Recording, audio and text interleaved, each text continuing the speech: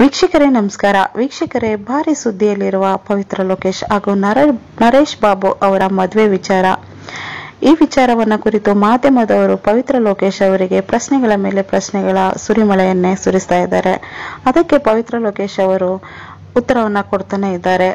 ಪವಿತ್ರ ಲೋಕೇಶ್ ಅವರನ್ನ ಮಾಧ್ಯಮದವರು ಪ್ರಶ್ನೆ ಮಾಡ್ತಾರೆ, ನೀವು ದುಡ್ಡಿಗಾಗಿ ಹೀಗೆಲ್ಲ ಮಾಡ್ತಾ ಇದ್ದೀರಾ, ನೀವು ಸುಚೇಂದ್ರ ಪ್ರಸಾದ್ ಅವರನ್ನ ಮದುವೆ ಆಗಿದ್ದೀರಾ ಅನ್ನೋ ಪ್ರಶ್ನೆಗಳಿಗೆ ಪವಿತ್ರ ಲೋಕೇಶ್ ಅವರು ಉತ್ತರವನ್ನ ನೀಡಿರ್ತಾರೆ. ದುಡ್ಡಿಗಾಗಿ ನಾನು ನರೇಶ್ ಬಾಬು ಅವರ ಹಿಂದೆ ಬಿದ್ದಿದ್ರೆ ಸುಚೇಂದ್ರ ಪ್ರಸಾದ್ ಅವರ ಜೊತೆ 11 ವರ್ಷ ನಾನು ಲಿವ್ ಇನ್ ರಿಲೇಶನ್ಶಿಪ್ ಅಲ್ಲಿ ಇರ್ತಾ ಇರ್ಲಿಲ್ಲ. ಯಾಕೆಂದ್ರೆ ಆ ಟೈಮಲ್ಲಿ ಸುಚೇಂದ್ರ ಪ್ರಸಾದ್ ಹತ್ರ ಏನೂ ಇರ್ಲಿಲ್ಲ. ಓದಿದ್ದಾರೆ, ಅವ್ರಿಗೆ ಒಳ್ಳೆ ಜ್ಞಾನ ಇದೆ ಅನ್ನೋ ಮರ್ಯಾದೆ ನನಗೂ ಇದೆ, ರೆಸ್ಪೆಕ್ಟ್ ಇದೆ. ಆದ್ರೆ ಅವರು ಏನು ಇಲ್ಲದೆ ಇದ್ರು, ನಾನು ಮಾತ್ರ ಅವ್ರಿಗಿಂತ ಎಲ್ಲದರಲ್ಲೂ ಮುಂದೆ ಇದ್ದೆ ಅಂತ ಅವರ ಬಗ್ಗೆ ಅವರು ಬಹಳ ಹೆಮ್ಮೆಯಿಂದ ಹೇಳ್ಕೊಂಡಿದ್ದಾರೆ. ಜೊತೆಗೆ ಸುಚೇಂದ್ರ ಪ್ರಸಾದ್ ಅವರನ್ನ ನಾನು ಮದ್ವೆನೇ ಆಗಿಲ್ಲ, ನಾನು ಮದ್ವೆ ಆಗದೆ ಇರೋದಕ್ಕೆ ಕಾರಣ ಅವರೇ, ನಾವಿಬ್ರು ಲಿವಿಂಗ್ ರಿಲೇಶನ್ಶಿಪ್ ಅಲ್ಲಿ ಇದ್ವಿ ಅಂತ ಕೂಡ ಹೇಳ್ಕೊಂಡಿದ್ದಾರೆ.